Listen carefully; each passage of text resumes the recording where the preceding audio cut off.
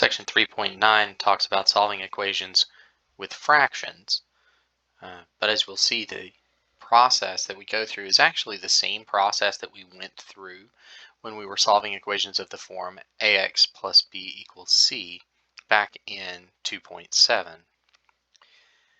So I've actually kept the snip of the process that we're supposed to go through when solving equations in that form, ax plus b equals c. So stepping right into this and assuming that we can follow the same sorts of principles in order to solve equations that involve fractions, if I have an equation like negative 5/6 x plus 1/4 equals negative 7/2, let's see if we can solve this equation and figure out what value of x makes this equation true. So I don't have any parentheses to use a distributive property. And looking at this, I don't really have any terms that I can combine, right? The constants are on different sides of the equation and I've only got one variable. So then I go to number 3 using the addition principle to add the opposite to both sides of the equation. So the constant that I have that I need to use the addition principle on is 1/4. And if I just blindly follow along with the idea that this applies to fractions the same as it did to integers, then if I want to do the opposite operation of adding 1/4, I would need to subtract 1/4. And since I want to maintain a balance, I want the equation to continue to be equal, I need to subtract that 1/4 from both sides of my equation. Now on the left-hand side, we already know that this plus 1/4 minus 1/4 is going to reduce down to 0. So it's just going to go away.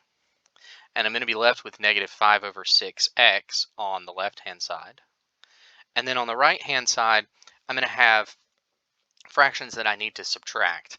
But in order to perform subtraction, I need them to have the same denominator.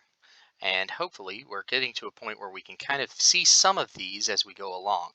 But if I've got 7/2, and I need to get this to be something of a sort where it is over 4 instead of over 2, then I need to multiply the 2 by 2. Because remember, when I'm multiplying fractions, I go straight across. And if I'm doing that on the bottom, I really need to do that on the top as well. I'm going to rewrite this so that it makes it a little bit clearer for us. If I have negative 7/2 and I multiply by 2/2, I'm going to get to a point where I have something over 4. So 7 times 2 is 14/4, and that is still negative. So then this negative 7/2 becomes becomes not 7, but 14/4 minus 1/4.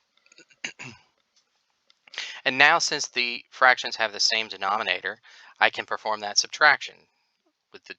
With fractions, if I'm subtracting, I keep the denominator and perform the operation on the numerator. So negative 14 minus 1/4, well, it's still going to be negative. Negative 14 minus 1 is negative 15, so it's negative 15/4. And on this other side, I have negative 5/6x. Now, the next part says if I have a coefficient other than 1, to use the division principle to divide both sides by that coefficient. So my coefficient in this particular equation is the negative 5/6 part, this part out in front of the x. So if I divide by the coefficient, I'm dividing by negative 5/6.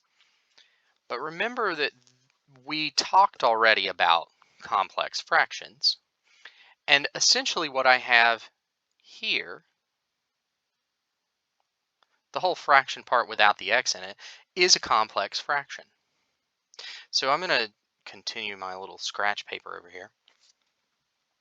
So I'm going to attempt to reduce this complex fraction just to see that it does cancel as we expect that it would.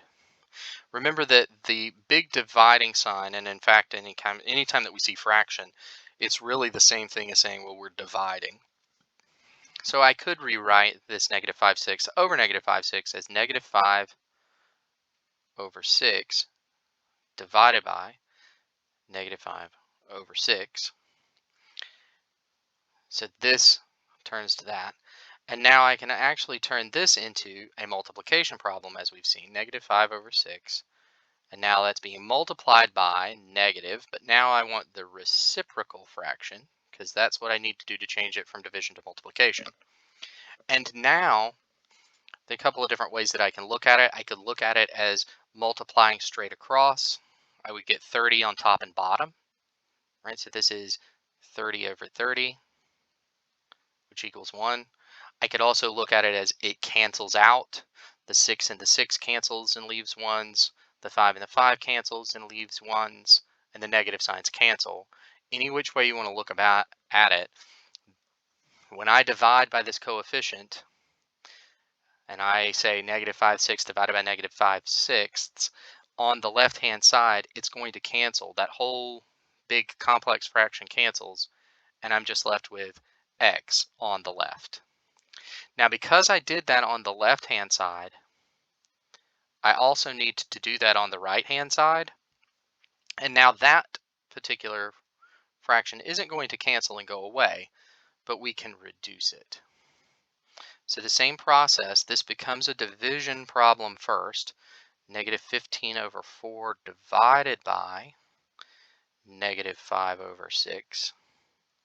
And that's going to become negative 15 over 4 times negative reciprocal of 5, 6, which is negative 6 over 5. Okay, so now 15 fourths times negative 6 over 5. Remember, I could just multiply straight across and I would get the right answer. But before I do that, it makes sense to look and see if I can simplify it all. So I see that there's a 5 on the bottom, and that cancels with the 15 on the top in some way, because 5 goes into 5 one time. 5 goes into 15 3 times. So I can cross cancel, if you will. The 4 and the 6, well, those are both divisible by 2. 2 goes into 4 2 times, and 2 goes into 6 3 times. So that helps me to simplify this problem down, because now when I multiply, 3 times 3 gives me 9. 2 times 1 gives me 2. The negative signs cancel here. If you want, you can go back and double check me that on this, but 15 times 6 would be, what, 30, 60, 90? And then 4 times 5 is 20. And so you could factor these out, right? This is 9 times 10, 2 times 10. So the 10s would cancel and you would still get the 9 over 2. So you can cancel before or after. It makes it look a little different, but you'll end up with the same answer if you do it correctly. So the x, in this case, equals 9 over 2.